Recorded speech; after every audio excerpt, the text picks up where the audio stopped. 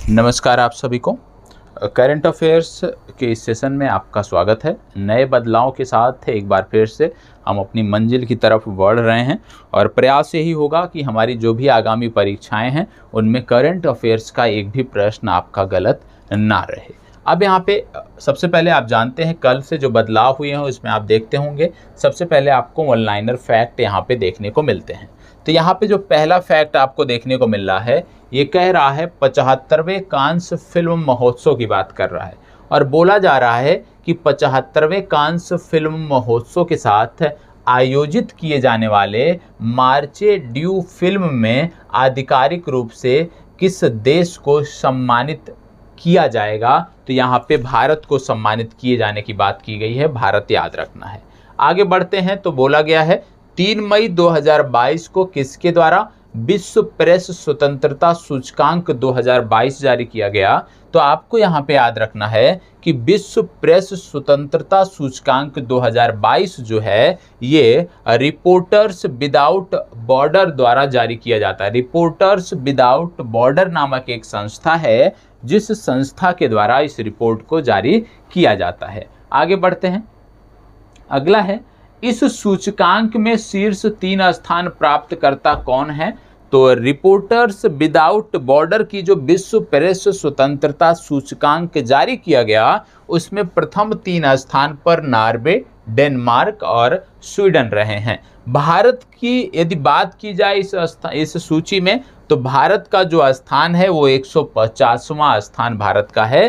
पिछले वर्ष भारत का स्थान 142वां था। इसका मतलब क्या है? इसका मतलब ये है कि भारत की जो मीडिया है उसका स्तर लगातार गिरता चला जा रहा है और उसी के आप देखते होंगे कि विश्व प्रेस स्वतंत्रता सूचकांक में 150वां स्थान भारत रखता है। अगला है the state of world's forest नामक रिपोर्ट किसके द्वारा जारी की गई। तो FAO द्वारा जारी की गई है, ये आपको पता होना चाहिए। अगला है इस रिपोर्ट के अनुसार विश्व की कुल भू सतह का कितना प्रतिशत क्षेत्र वन आच्छादित है।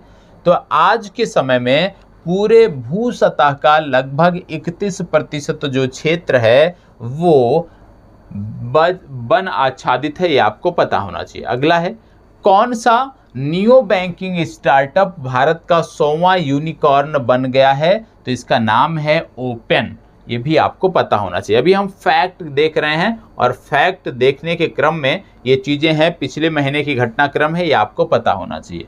अगला बोला गया है भारत का मुख्य G20 समन्वयक किसे नियुक्त किया गया है। तो भारत का मुख्य G20 समन्वयक जो है वो हर्षवर्धन श्रृंगला को नियुक्त किया गया है। अगला है वर्ष 2023 में G20 शिखर सम्मेलन की मेजबानी कौन सा देश करेगा। तो वर्ष 2023 में G20 शिखर सम्मेलन की मेजबानी भारत करेगा और इसको लेकर प्रगति मैदान में तैयारियां अभी भी आप कह सकते हो लगातार अभी से हो रही हैं। देश के नए थल सेनाध्यक्ष कौन हुए हैं। तो आपको याद रखना है लेफ्टिनेंट जनरल मनोज पांडे जो हैं हमारे नए थल सेना अध्यक्ष बने हैं, इनका भी नाम आपको याद रखना है। अगला है विश्व टीकाकरण सप्ताह कब मनाया गया। आपको पता होना चाहिए 24 से 30 अप्रैल के बीच विश्व टीकाकरण सप्ताह मनाया जाता है।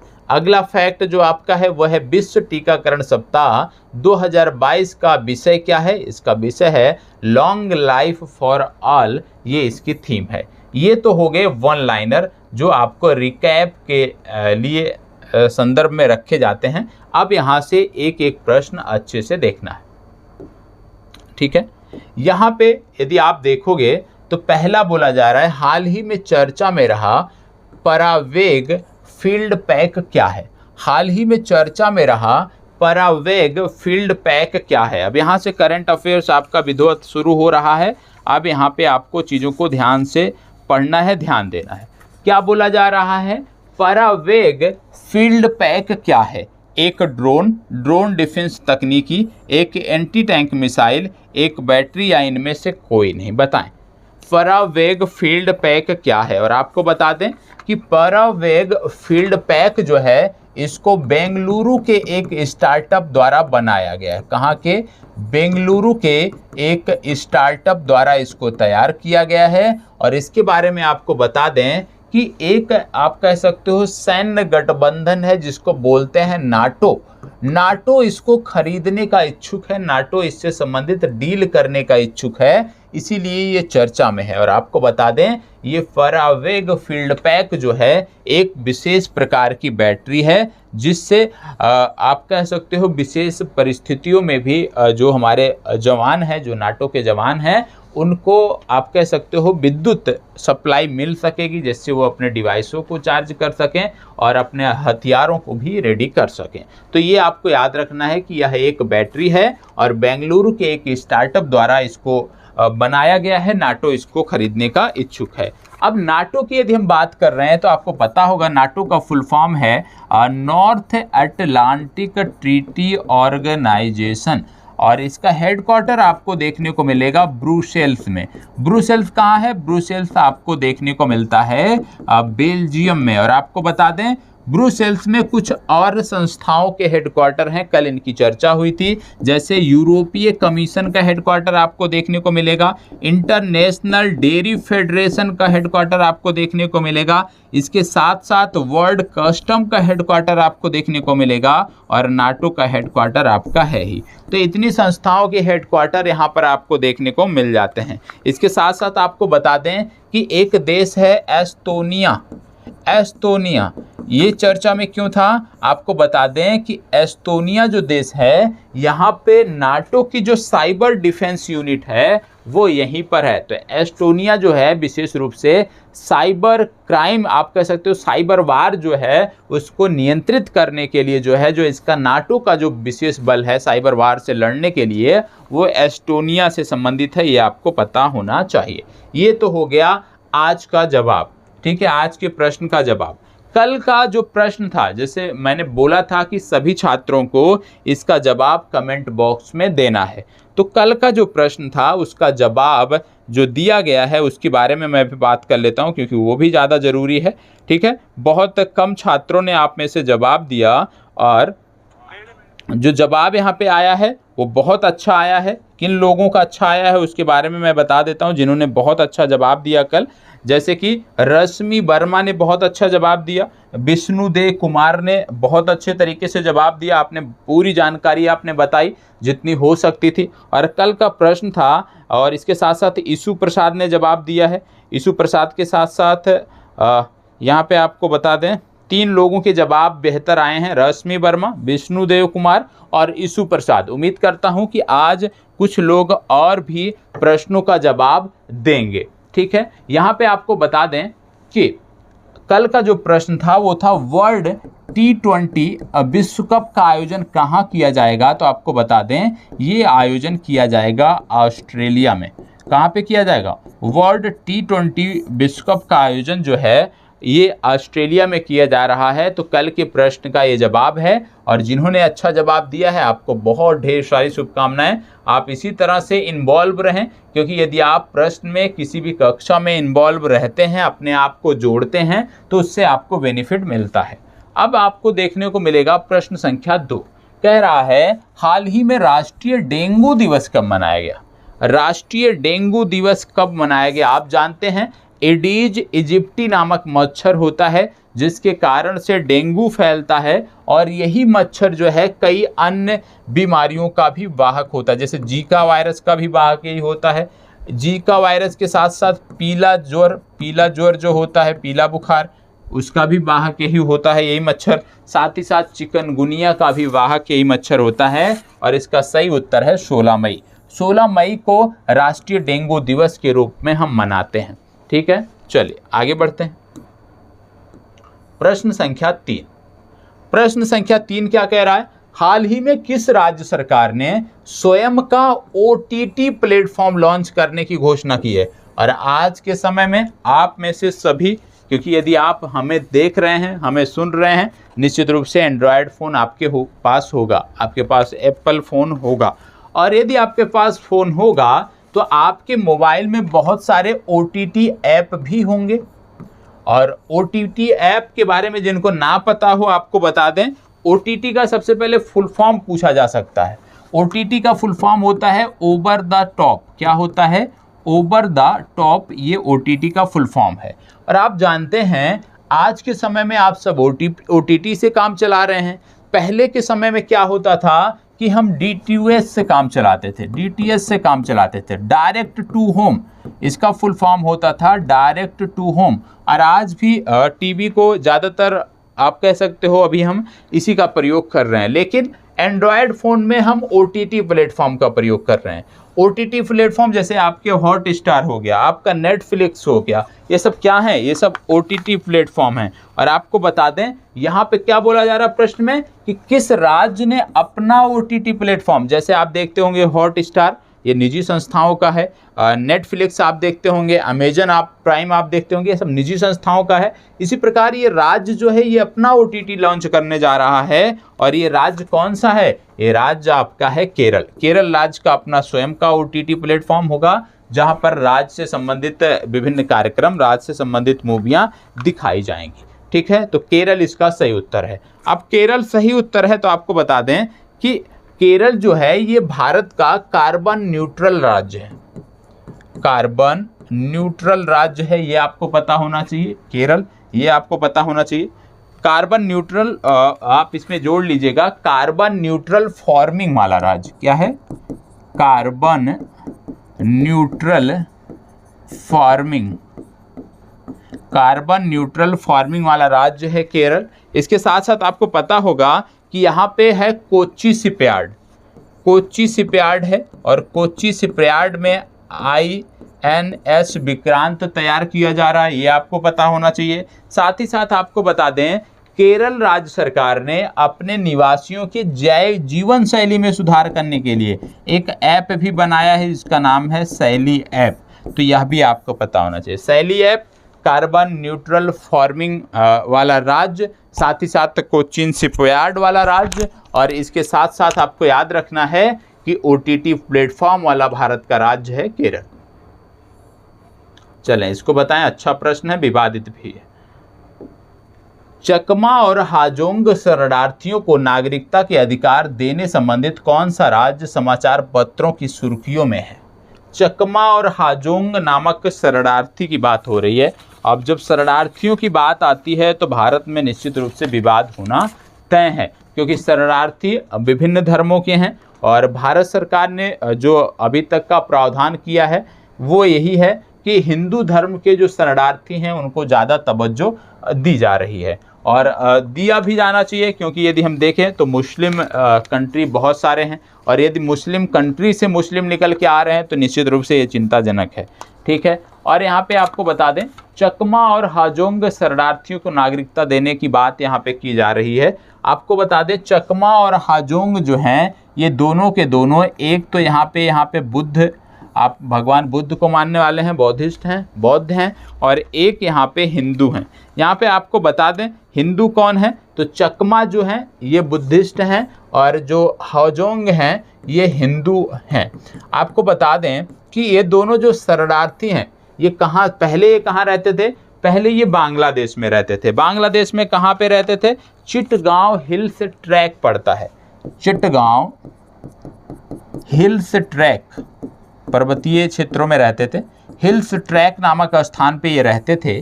धीरे धीरे वहाँ पे क्या हुआ कि क्योंकि बांग्लादेश में मुस्लिम आबादी बहुत है, मुस्लिम बहुसंख्यक देश है, तो वहाँ से इन अल्पसंख्यक समुदायों पर अत्याचार होना शुरू हुआ और धीरे धीरे ये क्या हुए कि भारत में दाखिल हो गए। और भारत में जब दाखिल हुए तो ये सबसे पहले दाखिल हुए मिजोरम में।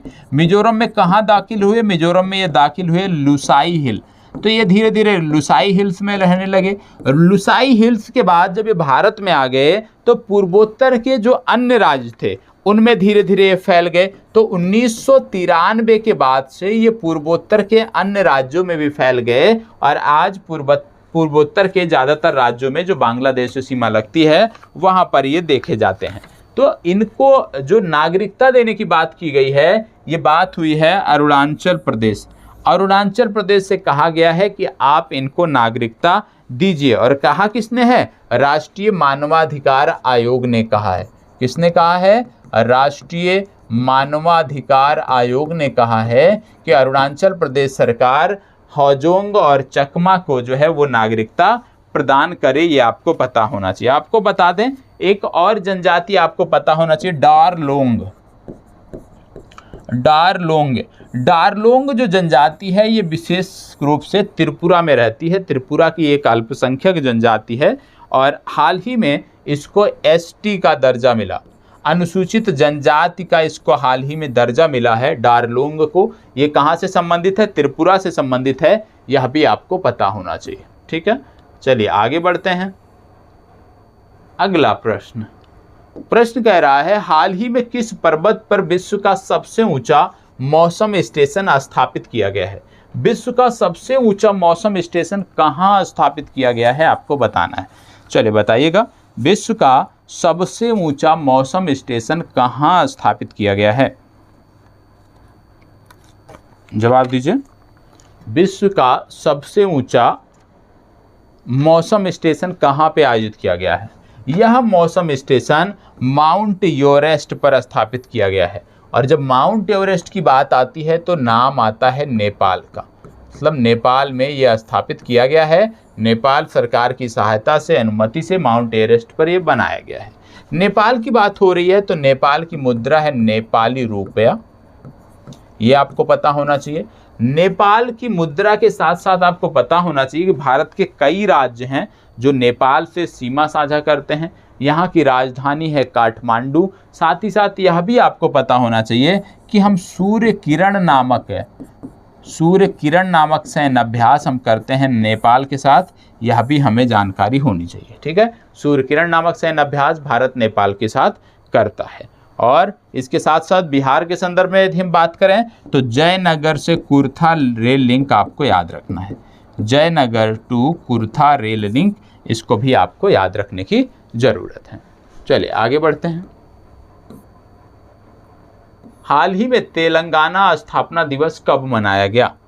हाल ही में तेलंगाना स्थापना दिवस कब मनाया गया बताएं। तेलंगाना स्थापना दिवस कब मनाया गया? चले, आप जानते हैं तेलंगाना की स्थापना वर्ष 2014 में हुई थी। कब हुई थी? वर्ष 2014 में हुई थी। तिथि की यदि हम बात करें तो वो तिथि थी 2 जून की। तेलंगाना की स्थापना 2 जून 2014 को हुई थी। ये आपको पता होना चाहिए। और इसी दिवस को तेलंगाना स्थापना दिवस के रूप में मनाता है। तेलंगाना की बात करें तो इसकी राजधानी है हैदराबाद। इसके मुख्यमंत्री हैं के चंद्रशेखर राव और डॉक्टर तमिलसाई सौंदरराजन यहाँ की राज्यपाल हैं। ये आपको पता होना चाहिए। साथ ही साथ जब तिथियों की बात आ रही है तो आपको पता होना चाहिए इस माह में 1 जून जो पड़ा था ये भी महत्वपूर्ण है। क्यों महत्वपूर्ण है? क्योंकि 1 जून को 2 दिवस मनाए जाते हैं। पहला विश्व दुग्ध दिवस मनाया जाता है और दूसरा विश्व मातृपितृ दिवस मनाया जाता है। तो विश्व मातृपितृ दिवस और विश्व दुग्ध दिवस ये दोनों मनाए जाते हैं 1 जून को। यह भी आपको रट जाने की ज़रूरत है। इसके साथ साथ जब बात आती है तेलंगाना की तो आपको बता दें तेलंगाना की राजधानी हैदराबाद में एक आपको नेशनल पार्क देखने को मिलता है जिसका नाम है कासु ब्रह्मानंद रेड्डी नेशनल पार्क। ये आपको हैदराबाद में देखने को मिलता है।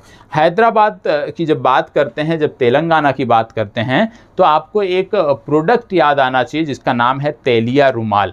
और तेलिया रुमाल जो है इसको जीआई टैग दिया गया था। और यहाँ पे आपको पता होना चाहिए कि तेलिया रुमाल जो संबंधित है वो पुत्ता पका गांव से संबंधित है। ये आपको पता होना चाहिए। तो तेलिया रुमाल तेलंगाना का है जिसको जीआई टैग दिया गया था। चलिए इस प्रश्न को बताएं। हाल ही में किस राज्य ने 18 दिसंबर को अल्पसंख्यक अधिकार दिवस के रूप में मनाने का फैसला लिया है? अल्पसंख्यक अधिकार दिवस के रूप में मनाने का फैसला किसने लिया है आपको बताना है। तमिलनाडु, केरल, राजस्थान, मध्य प्रदेश।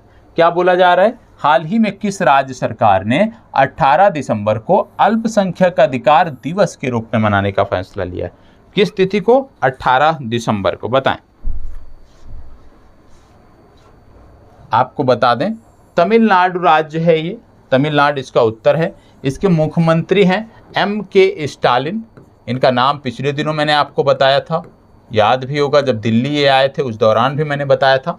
तो M.K. स्टालिन जो हैं ये तमिलनाडु के मुख्यमंत्री हैं, R.N. रवि यहाँ के राज्यपाल हैं, और संगीत अकादमी जो पुरस्कार थे उसके वितरण समारोह में मैंने आपको बताया कि उसका वितरण इन्हीं के द्वारा किया जाएगा। अब तमिलनाडु की बात हो रही है तो आपको बता दें, तमिलनाडु सरकार ने पिछले दिनों पेंशन भोगियों के लिए, कि जो लोग पेंशन पाते हैं उनको अपना जीवन प्रमाण पत्र प्रस्तुत करना होता है प्रत्येक वर्ष संबंधित संस्था के पास। तो पेंशन भोगियों के जो जीवन प्रमाण पत्र होता है उसके लिए अभी तक उनको भटकना पड़ता था, विभिन्न संस्थाओं के चक्कर लगाने पड़ते थे। लेकिन अब यदि तमिलनाडु राज्य में कोई भी व्यक्ति पेंशन प्राप्त करता है तो उसको जीवन प्रमाण पत्र के लिए भटकने की ज़रूरत नहीं है। क्यों? क्योंकि तमिलनाडु सरकार ने इंडियन पोस्ट पेमेंट बैंक से समझौता कर लिया है, और ये जो इंडियन पोस्ट पेमेंट बैंक है ये मात्र कुछ रुपए की शुल्क पर आपका जीवन प्रमाण पत्र आपके द्वार तक पहुंचा देगा। तो इसलिए ये महत्वपूर्ण है। इसके साथ साथ 71वीं राष्ट्रीय सीनियर बास्केटबॉल प्रतियोगिता हुई थी और उसमें भी तमिलनाडु राज्य जो है वो विजेता बना था, प्रथम स्थान पर था। चले इसको बताएं। हाल ही में एशिया हॉकी कप 2022 में भारतीय टीम ने किस देश को हराकर कांस्य पदक अपने नाम किया?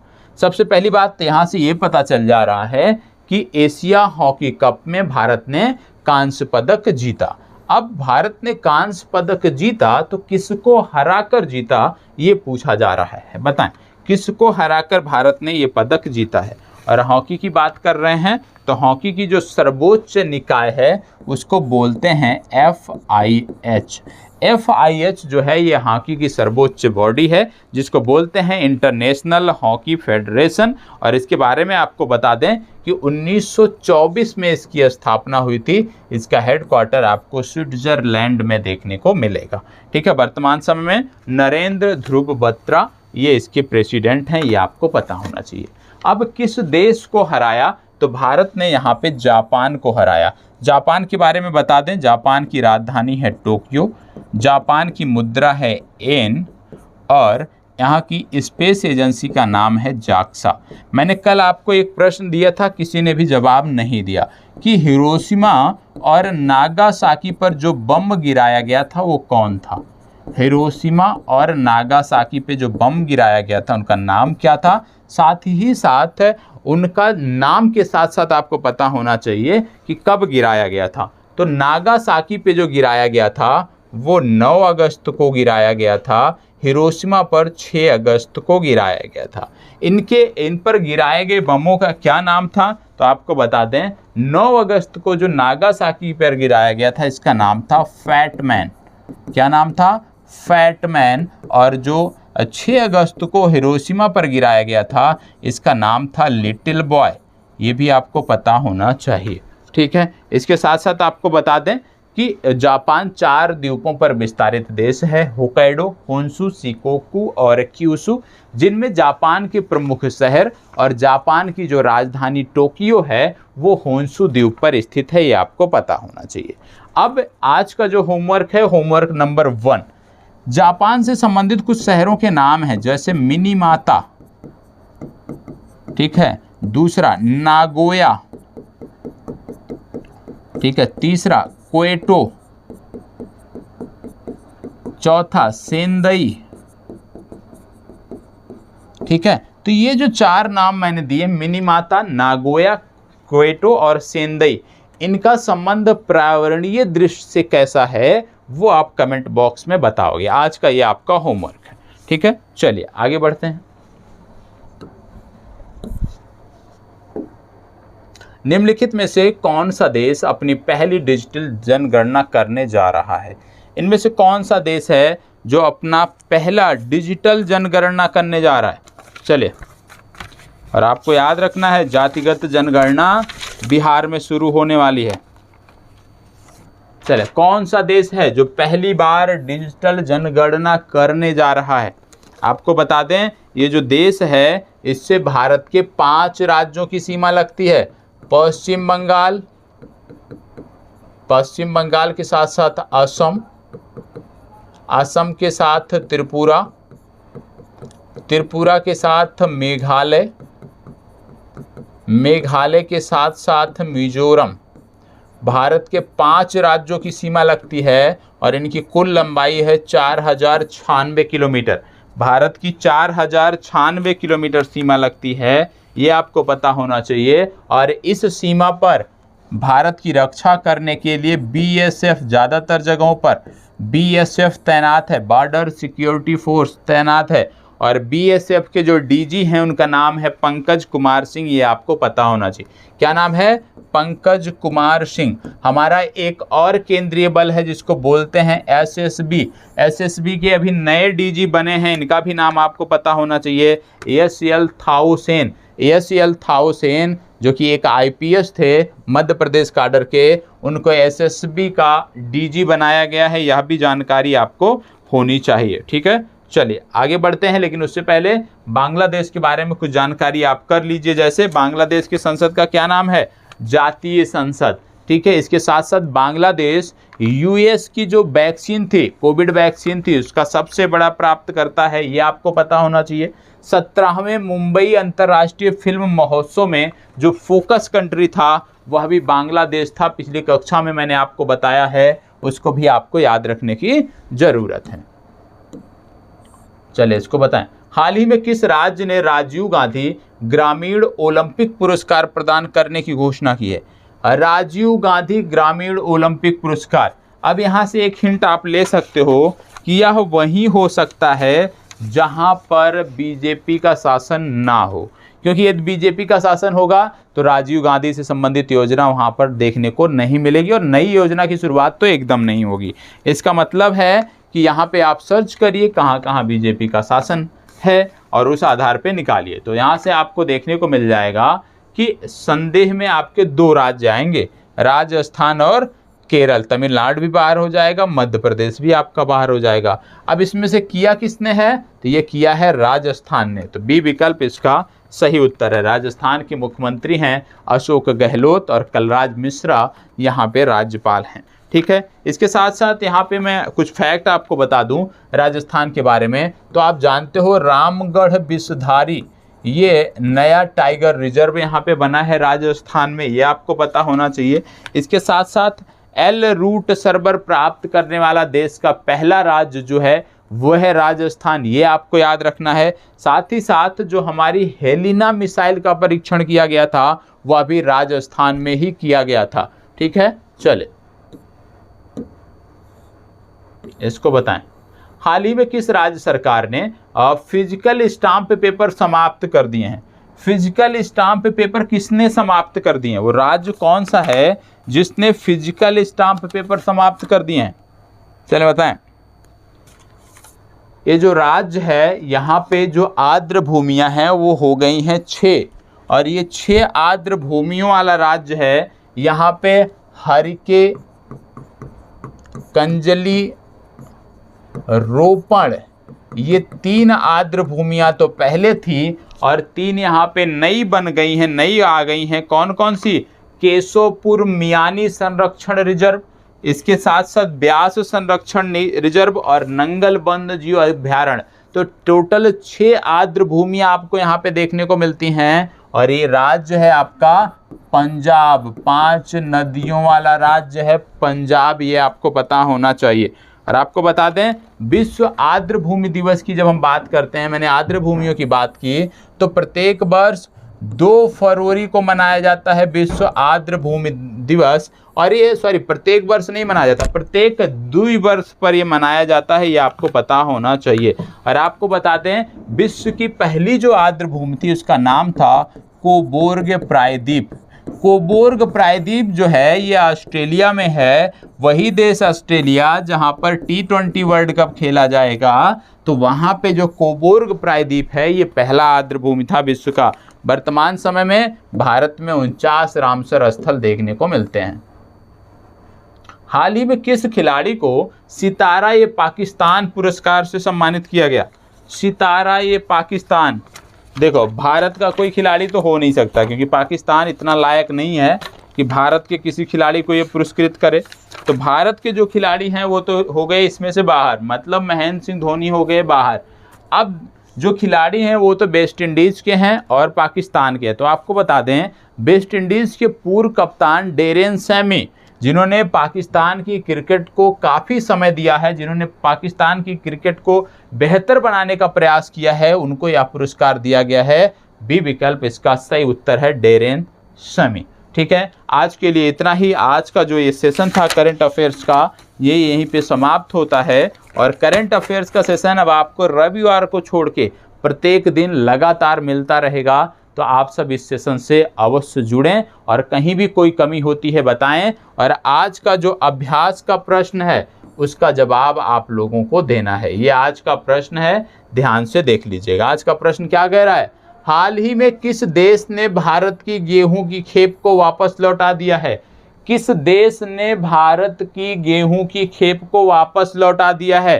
तुर्की, रूस, श्रीलंका, पाकिस्तान। आपको बता दें, ये हमने भेंट नहीं किया था, हमने निर्यात किया था। आप बोलोगे गेहूं का निर्यात तो बंद है, लेकिन ये निर्यात इस रोक लगाने के पहले ही हो चुका था। और जब उस देश में पहुंचा तो उस देश ने कुछ आरोप लगाकर कि इसमें कुछ वायरस है, इसको रिजेक्ट कर दिया। तो वो देश कौन सा है? क्योंकि ये राष्ट्रीय और अंतर्राष्ट्रीय पक्षों पर लगातार चर्चा में है, संबंधों में, क्योंकि ये बहुत ही महत्वपूर्ण विषय है। ठीक है, क्योंकि भारत का गेहूं, जिस पे आप कह सकते हो बहुत सारे देश जो है वो विश्वास करते थे, कहीं ना कहीं भारत के गेहूं के निर्यात को प्रभावित करने के लिए एक चाल है।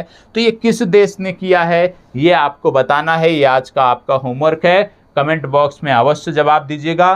कल के 3 छात्रों ने जिन्होंने सबसे बेहतर जवाब दिया, आपको ढेर सारी शुभकामनाएं और उम्मीद करते हैं कि आज भी आप जवाब देंगे। और जब आप जवाब देंगे तो सिर्फ ऐसे नहीं बता देना, मान लीजिए रूस है तो ऐसे नहीं बता दोगे रूस इसका सही उत्तर है। आप उस देश के बारे में जितनी जानकारी लिख सकते हो वो जानकारी लिखोगे। गेहूं के बारे में बात हो रही है, गेहूं के बारे में जितनी जानकारी दे सकते हो, जैसे गेहूं के कुछ प्रकार, साथ ही साथ गेहूं के लिए कितना तापमान चाहिए, वर्षा का क्या अनुपात चाहिए, गेहूं के उत्पादन में कौन से राज्य प्रमुख हैं, गेहूं उत्पादन में कौन से देश सर्वश्रेष्ठ स्थान पर हैं, जितनी जानकारी हो सकती है मैक्सिमम उतनी जानकारी आप लिखोगे। ठीक है, धन्यवाद, बहुत बहुत आभार।